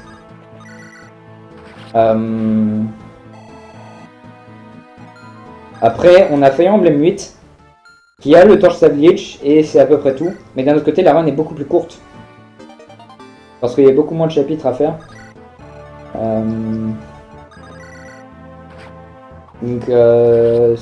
Et pour le coup, par rapport au runner, le meilleur temps sur Fire Emblem 7 est 17 secondes devant moi, par DX Steve, devant mon PB.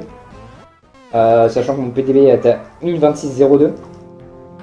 Le tien est aussi à 1.25 et 40 et quelques. La seule cutscene que je peux pas skip, parce qu'il y a une petite truc qui se passe après. Et j'ai le meilleur temps sur Fire Emblem 6 aussi. Et c'est Steve aussi qui a le meilleur temps sur Fire Emblem 8. On se dispute à nous deux les records sur ce jeu. Oui, les bots dans Fire Emblem 6, on peut les acheter à l'infini parce que ce jeu est génial.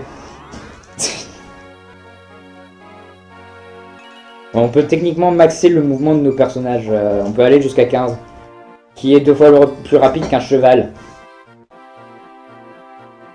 Voilà, chapitre 27 terminé. Donc maintenant, le chapitre de la lave, obligatoire dans les Fire Emblem.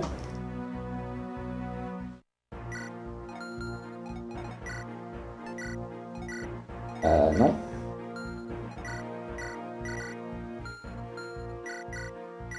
Donc normalement, la route normale, la route qui évolue, c'est que maintenant que Eliwood est promu. D'ailleurs, c'était la meilleure promotion au monde. Hein. Les meilleurs stats au monde. Le mec, il a gagné, il a tué qu'un seul mec, il est toujours level 1, il passe le level 1 de sa classe d'après, top cake. Donc normalement, on est censé faire tout le chemin avec Eliwood, sauf que le gros souci, c'est qu'Eliwood, là, il est tout pourri. Du coup, on va utiliser nos 2 bâtons qu'on a récupérés avant pour aller un peu plus vite. Et complètement skip le level. En plus de ça, on va utiliser un glitch pour nous faciliter le chemin.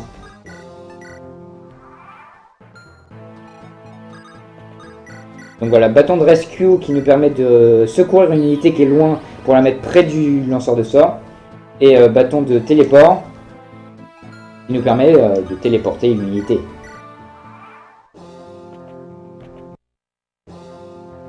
Et enfin voilà, il y a des cases de lave comme ça qui nous permettent de faire le même glitch que le glitch de la mine en fait. C'est le même système, c'est exactement le même système. Donc pour le coup, maintenant il nous reste 2 mines. On a 2 mines en stock. Elles sont toutes les 2 portées par Marcus.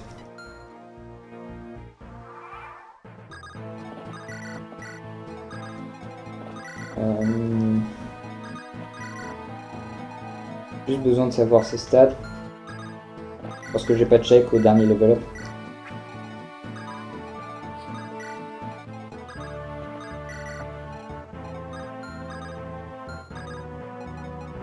Donc cette map là normalement, enfin on est censé attendre la fin des arrivées des unités. Sérieux? Bon. Je cherche plus à comprendre là. Ça, je cherche plus du tout à comprendre. Normalement ça passe ça. Il n'y avait pas de raison. Bref.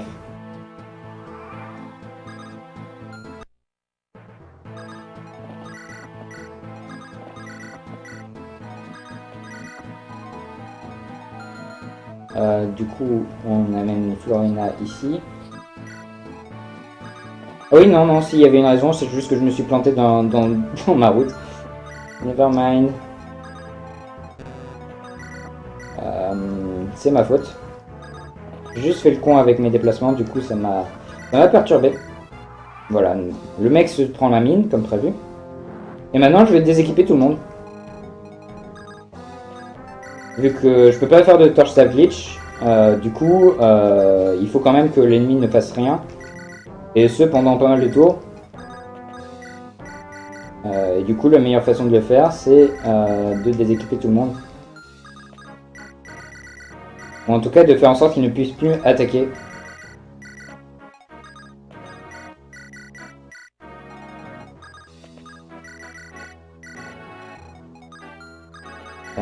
Voilà.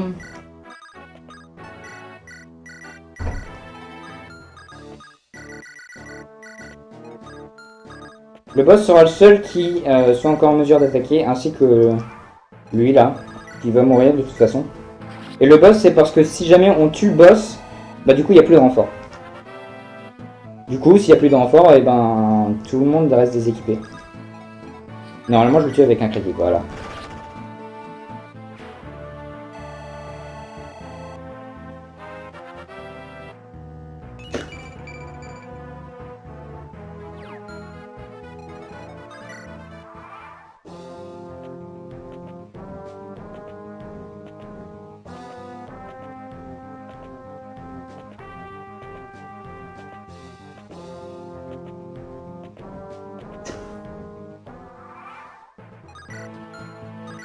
Et j'ai l'habitude du retard sur ces runs de marathon. La dernière fois que j'ai run ce jeu, j'étais en retard, ouais. Je suis arrivé en retard à la fin de la run, mais ça c'est parce que j'ai eu des soucis encore plus graves que celui-là.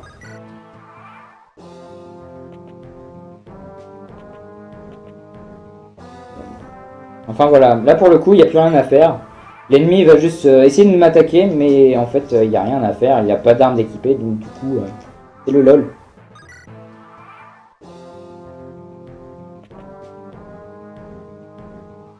Et oui, et ça, tu as pratiquement tout raté. La dernière fois, c'était pour le marathon console fun. Pour le coup, j'étais sur émulateur, et les strats sur émulateur changent. Et du coup, je me suis fait avoir parce que j'avais... Enfin, j'avais pas réappris la bonne strat sur émulateur. Du coup, je m'étais fait avoir. Du coup, je m'étais retrouvé overestimate à cause de ça. Mais c'était vraiment des détails pour le coup. Le truc sur émulateur, ça change pratiquement rien. Et tu le remarques qu'au dernier chapitre en fait. Bref. Du coup, dernier chapitre, avant-dernier chapitre. Pas besoin de phase de prep, on s'en fout. On va vite. Pour le coup, on va encore utiliser un main glitch. Parce qu'il nous reste une mine. Et ça sert à rien d'utiliser sur le dernier chapitre de par sa construction. Du coup, autant l'utiliser ici. Mais, une pente. Si vous n'êtes toujours pas convaincu que le bâton de téléport c'est cool, eh ben, think again. Ah aussi, pour le coup, je m'en fous de la RNG. Du coup, c'est pour ça qu'elle me permet des moves complètement stupides.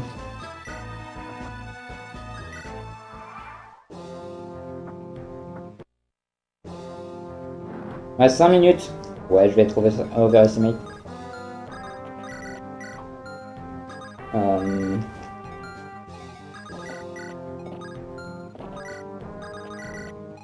Je crois pas que le dernier chapitre se fasse en 5 minutes.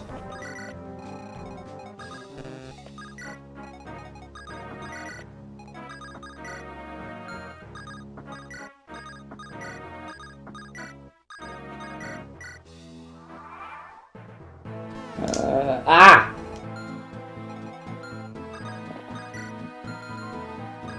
Donc voilà, le Hollywood toujours à poil, qu'on drop devant tout le monde, mais de toute façon, il est trop tard. Vous n'arriverez pas à redéfendre votre fort. Florina est là. Replace Strata, ok, Gary Mountain. Oui! À une époque, en fait, on faisait plus le mind glitch ici parce qu'on récupérait les... Enfin, c'est super vieux. C'est super vieux, oui, parce qu'on faisait pas le... On récupérait toujours les pieds de Veda, mais on faisait le mind glitch au chapitre précédent. Du coup, on se faisait en sorte qu'il y avait Koukai sur le terrain. On faisait grosso modo que la même chose et on tuait Limstella, donc le boss. Sauf que bah, je me suis rendu compte que les pieds, on en avait pas besoin. Donc le dernier chapitre...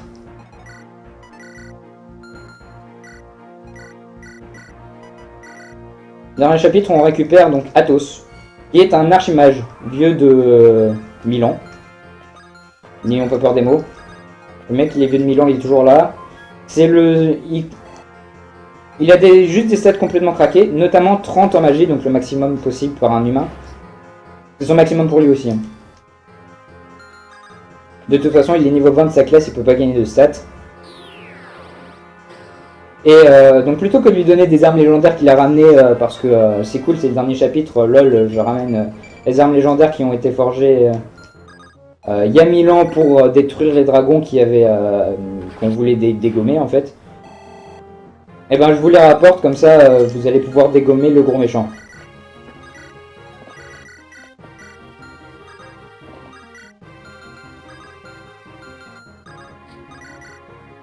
Sauf que ben, du coup on va pas les utiliser parce qu'il y a une arme encore plus puissante que les armes légendaires. Une arme commune d'ailleurs. C'est un tome qu'on appelle Luna. Pourquoi? Parce qu'en fait c'est un tome qui retire la résistance de la cible. Il fait 0 de dommages, hein, parce que les armes font des dégâts aussi, qui s'ajoutent à notre force, et qui retirent la résistance. Donc du coup en fait il n'y a pas de résistance, mais il n'y a pas de force de l'arme. Et du coup ça se base juste sur la puissance du porteur. Mais en fait, comme on a Athos qui a 32 magie, ça fait qu'il fait de base 32 magie. Donc ça fait déjà 32 dégâts de base, sachant que là actuellement je ne tourne pas 32 dégâts sur tout le monde. Hein. Je tourne autour de 15-20. Donc déjà c'est craqué, mais en plus, et c'est là que c'est fou, c'est que ça a plus 15% de chance de faire un critique. Sachant que de base Athos a je crois plus 5%, il a 20%. Non, il a plus 15% de chance de faire un critique, excusez-moi. Donc il a 30% de chance de faire un critique. Je vous laisse imaginer à quel point c'est monstrueusement craqué comme personnage. Non, c'est pas ça. Je le fais juste une fois.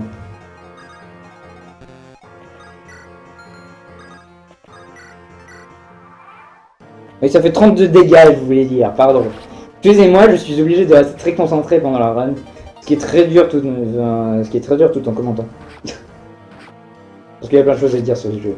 Voilà, à nouveau, le boss qui se fait éclater. Le seul qui se fera pas trop éclater, c'est lui en fait.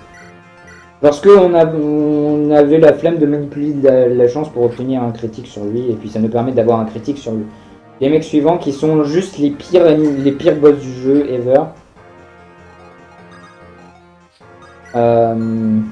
Marcus qui va faire son avant-dernier kill ici. Bon, le mec avec plus que 2 points de vie, il lui fait 2 dégâts parce que il a aussi une défense de malade. Mais Marcus est toujours là, Marcus est toujours sur le terrain. Overestimate. Ah, il reste pas beaucoup de temps là. Presque fini. What?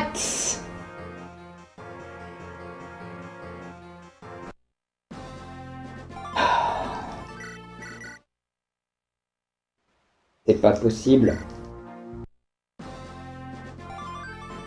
T'es censé faire un critique là-dessus.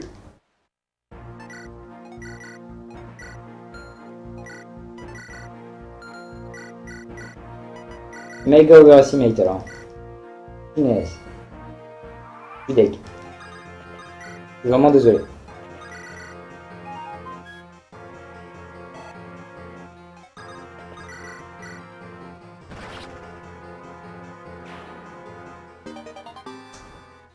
Bon, ben voilà. J'aimais pas du tout cette run de marathon. C'est encore pire. J'arrive plus à construire.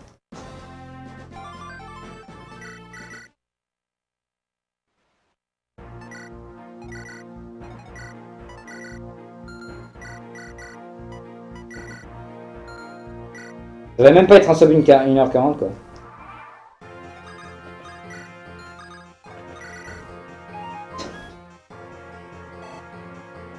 Putain, je suis deg. Je suis vraiment deg.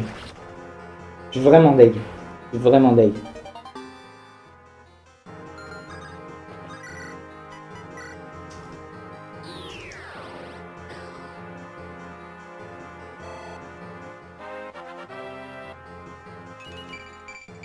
J'ai 9 minutes, ok.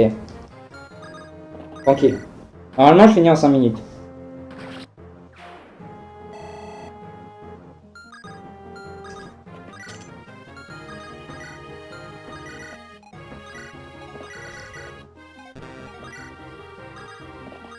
Non mais en fait voilà, j'avais pas de... Le truc c'est que j'avais pas de contenu additionnel, donc je me suis dit je vais vous foutre dans la mouise en mettant tout le monde en retard. Comme je sais qu'il y a 10 minutes de setup, je me dis y a pas de souci.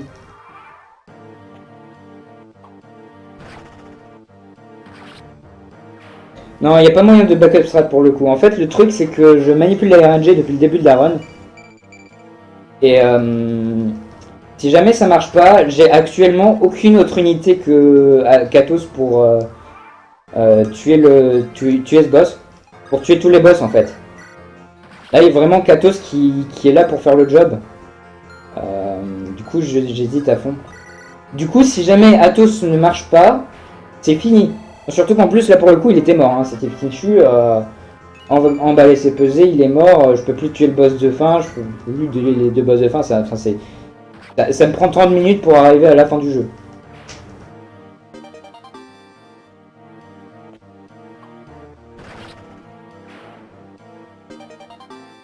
Donc pour ça, cette run est super safe en termes de route pour un Fire Emblem. Mais elle est pas safe du tout à cause de ça. Si tu joues mal, si tu fais le con, je m'en veux. Je m'en veux vraiment. Si tu fais le con comme ça, c'est fini. En plus, je pense que savoir ce que c'est. Le truc, c'est que j'ai fait mon mouvement trop vite avec Florina pour aller attaquer quand je l'ai monté un peu au-dessus. Du coup, ça a fait que le jeu a brûlé de la RNG sur ce mouvement-là.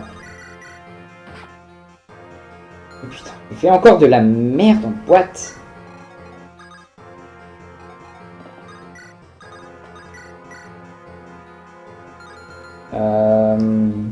YOLO. C'est mon dieu.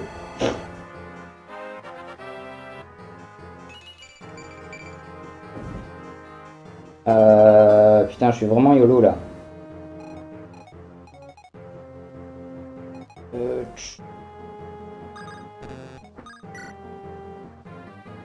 Comment que ça passe? Personne pour récupérer, pour faire tout ce que je veux, tout ce dont j'ai besoin de faire.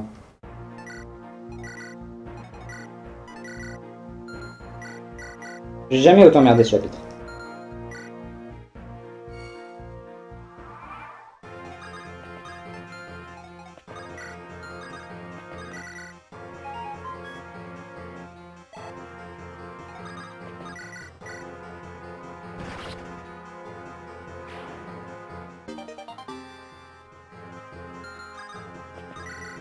J'ai jamais autant merdé ce chapitre.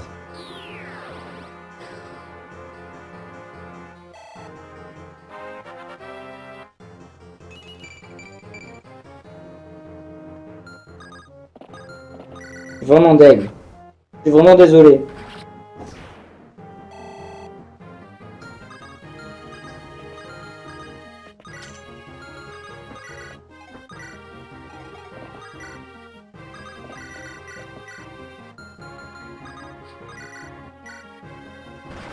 Le pire run de tous les temps, je crois. Ça va être un 1.45 dégueulasse. Je vais jamais refaire ça depuis... Jamais... Ça fait énormément longtemps que j'ai plus fait de plus de 1.40. Ça doit faire genre un an. Ça doit faire genre un an que j'ai plus fait de...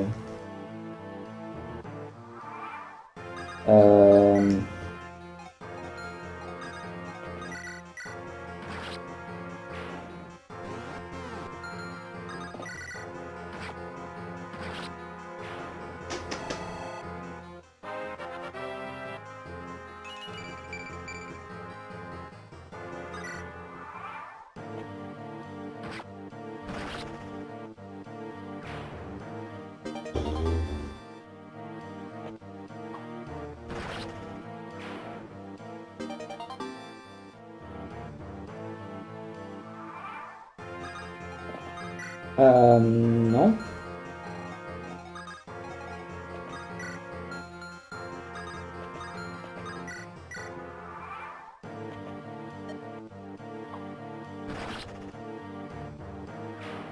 Ouais, n'hésitez quand même pas à faire des dons. Hein. Même si c'est pour se moquer de moi et pour dire que je suis nul, allez-y, n'hésitez pas. De toute façon, il en faut bien une de run de marathon qui merde. Donc ça tombe sur moi, évidemment. Oh, punaise. En plus, c'est deux des chapitres les plus longs, quoi, que je merde. C'est deux des chapitres les plus longs.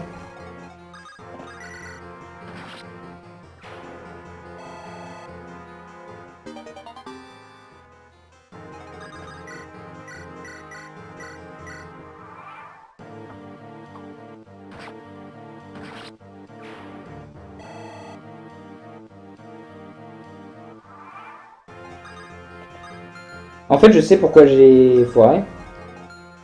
Parce que j'ai oublié de manipuler les RNG. Une toute petite manip à faire et je l'ai oublié. Voilà, donc là c'est un critique. Et pour le coup à 10% de chance de réussir. Et là c'est la raison pour laquelle on n'a absolument pas besoin de la lance de Veda. C'est qu'avec un critique et un coup normal ça passe. Bon.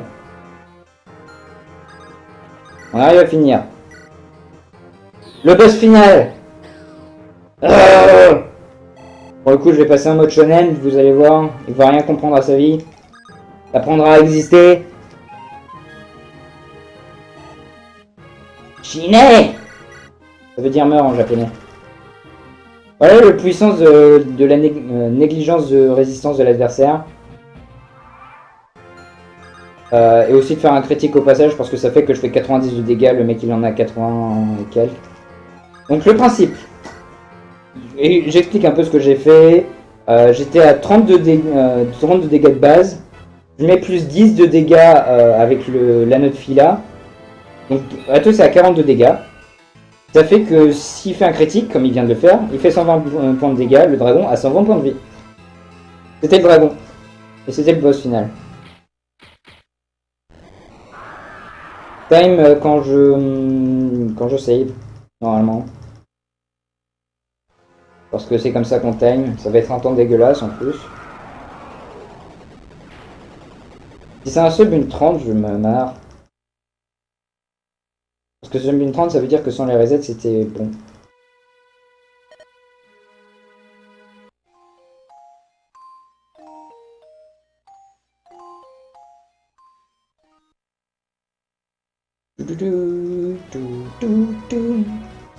Trois, 2, 1, time. Une 24,52. Pour l'info, mon meilleur temps in-game time, le temps in-game time de mon PB est de 1,24,44. Donc c'est sans compter les resets. Dire que j'ai bien joué.